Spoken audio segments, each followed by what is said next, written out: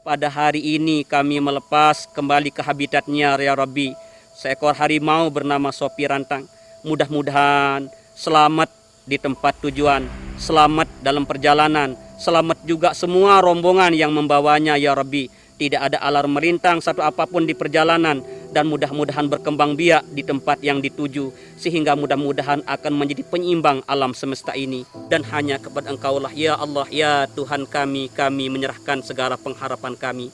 Rabbana atina fid dunya hasanah wa fil akhirati hasanah wa qina adzabannar. Walhamdulillahirabbil alamin.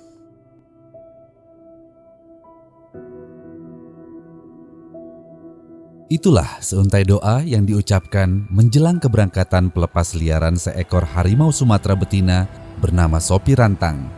Lebih dari sekedar doa, terdapat pula pengharapan untuk kelestarian harimau Sumatera yang kini jumlahnya semakin berkurang dan terancam punah. Populasi dari harimau Sumatera atau dalam bahasa latinnya Panthera tigris sumatrae saat ini berjumlah kurang dari 400 ekor. Dilepasnya Sopi Rantang kembali ke alam liar menjadi sebuah upaya yang perlu terus dilakukan demi menjaga keberlangsungan dan eksistensi harimau Sumatera sebagai salah satu warisan bernilai bagi anak cucu kita. Pada 14 April 2018, Sopi Rantang dievakuasi oleh BKSDA Sumatera Barat. Ia ditangkap karena berkeliaran dan disinyalir memangsa ternak warga di wilayah Nagari Koto Rantang, Kabupaten Agam, Sumatera Barat. Kementerian Lingkungan Hidup dan Kehutanan melalui BKSDA Sumatera Barat memberikan kepercayaan kepada PRHSD untuk melakukan rehabilitasi terhadap Sopi Rantang, sebelum nantinya akan dilepas liarkan ke habitat aslinya. Dari hasil rekam medik yang kami lakukan bersama tim medis dari BKSDA, itu hasil darah menunjukkan bahwasannya adanya peningkatan kadar eritrosit di darah yang dimana dia menyebabkan terjadinya polisitemia. Nah, polisitemia itu terjadi karena adanya kondisi dehidrasi. Karena dia terdiam di kandang jebak di lokasi selama 3 hari, itu mengakibatkan rantang juga meronta-ronta, kemudian terdapat beberapa bagian-bagian lesi kulit, terutama di pangkal ekor dan kemudian di bagian kepala. Kalau untuk perilaku, dia masih sangat liar. Sopi Rantang lebih banyak beraktivitas atau berdiam diri di pojok kandang. Itu yang paling mendasar, dan ketika dikunjungi oleh orang baru, dia akan merespon dengan auman ataupun juga sergapan.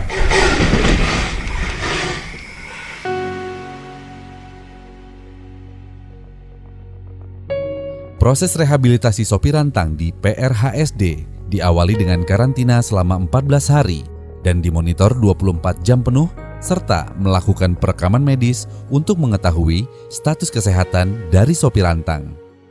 Upaya medis dan pemulihan kondisi Sopi Rantang dilakukan secara intensif oleh tenaga ahli di PRHSD. Hal ini merupakan salah satu poin dari prinsip 3R yang diterapkan oleh PRHSD. YAD melalui PRHSD di dalam kegiatan pelestarian harimau Sumatera menerapkan prinsip 3R dari mulai rescue-nya, yaitu evakuasi harimau ketika terjadi konflik, kemudian proses rehabilitasi di area PRHSD ini, dan juga proses lepas liarnya atau rilisnya.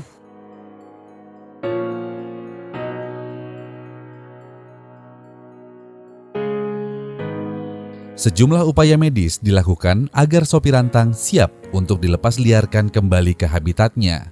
Selama berada di rehabilitasi, interaksi antara Sopi Rantang dan manusia pun dibatasi. Hal ini bertujuan agar insting liarnya tidak berkurang. Selain pemulihan kondisi fisik dan psikologis Sopi Rantang, tim PRHSD juga mendatangkan Profesor Dr. Hewan Denny Noviana, seorang ahli reproduksi dan patologi hewan satu-satunya di Indonesia yang bersertifikat internasional dari Institut Pertanian Bogor untuk melakukan USG dan sejumlah tindakan medis yang diperlukan, khususnya pemeriksaan organ dalam Sopi Rantang.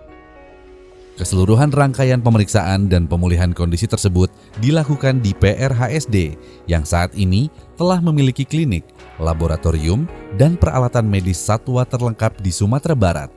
Sebelum dilepas liarkan, sopir rantang harus menjalani sejumlah tes kesehatan dan pemasangan GPS collar pada lehernya.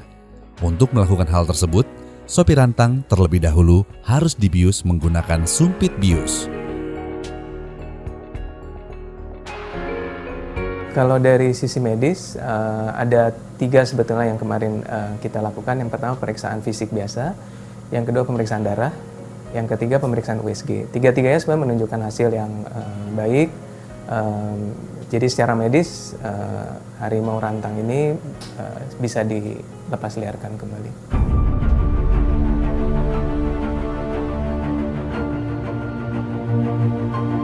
Akhirnya, pada tanggal 30 Juni 2018, sopir rantang siap diberangkatkan menuju lokasi pelepas liaran di Suaka Marga Satwa Rimbang Baling yang berada di perbatasan Provinsi Sumatera Barat dan Provinsi Riau. Untuk kembali ke habitat alam liar, sopir rantang harus menempuh medan yang cukup berat selama sekitar 10 jam.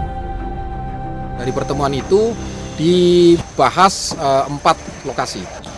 Berdasarkan itu kemudian ternyata ditemukan tempat yang lebih bagus, yaitu yang sekarang kita berdiri di sini di Suaka Marga Satwa Rimbang Baling.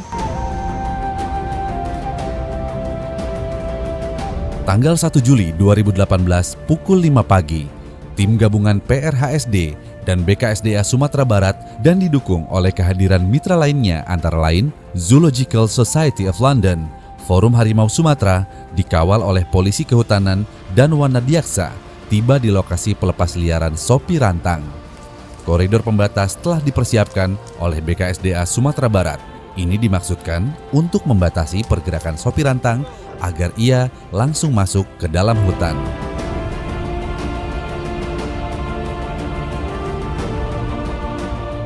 Iya, jadi setiap individu memiliki tingkat stres yang berbeda-beda, jelas tentu saja. Jadi saat dia tiba di lokasi pelepas liaran, belum tentu setiap individu melakukan hal yang sama, langsung keluar atau kita harus menunggu, atau bahkan ada yang sangat stres sekali sehingga sampai besoknya baru dia bisa keluar.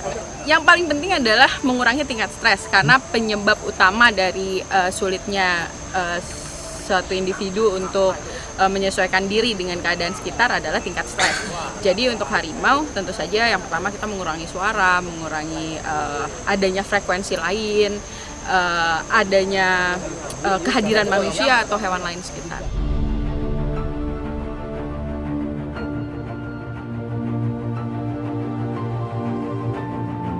GPS collar yang dipasangkan di sopir rantang berguna untuk memantau pergerakan pasca pelepas liaran selama 2 tahun ke depan. Tujuannya agar terhindar dari konflik dengan manusia, serta aman dari pemburu liar. Sopir rantang diharapkan bisa berkembang biak dan menghasilkan keturunan yang sehat, sehingga meningkatkan populasi harimau Sumatera. Saya berharap nanti sopir rantang sebagai dia kan betina ya. Saya berharap nanti dia akan nanti ketemu ada hubungan asmara dengan harimau-harimau ganteng yang jantan ya. Nanti membuahkan harimau-harimau kecil ya yang sehat ya. Dan saya berharap nanti semakin banyak anak-anak harimau ya. Nah, saya berharap warga setempat ya, warga Sumatera Barat dan warga Taman Nasional Rimbang Baling kalau tidak salah, terus juga Taman Nasional Kerinci Sebelat dan sebagainya. Saya berharap bahwa warga setempat sadar bahwa satwa liar bukan musuh kita, ya. Satwa liar bukan pesaing kita, ya. Satwa liar adalah ciptaan Tuhan.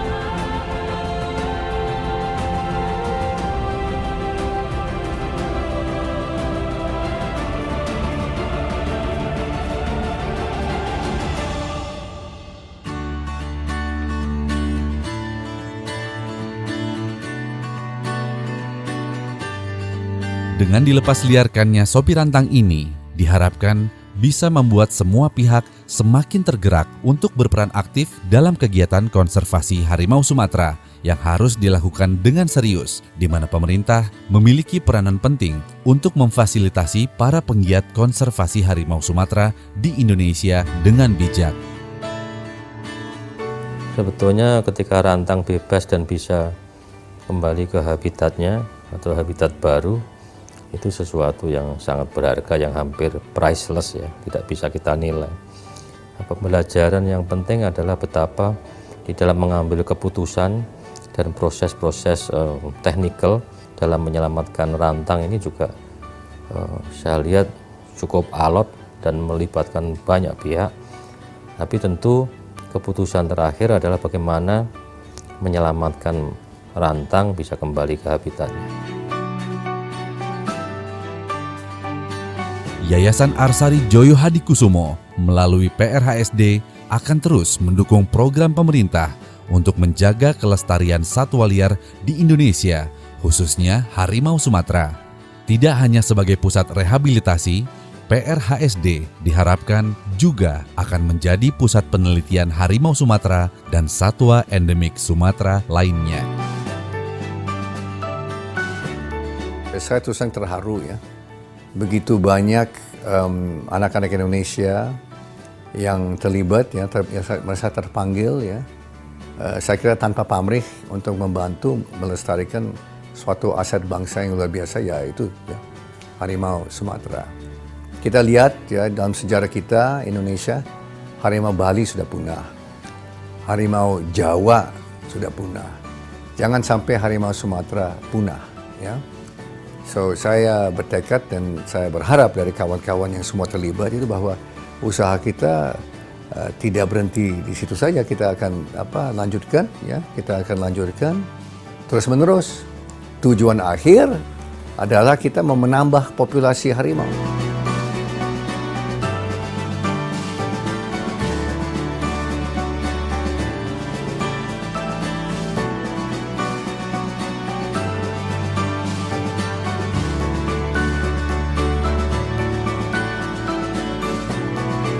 Mari kita semuanya ya bangsa Indonesia melestarikan harimau Sumatera untuk anak kita, cucu kita, cicit kita, dan keturunan kita lain.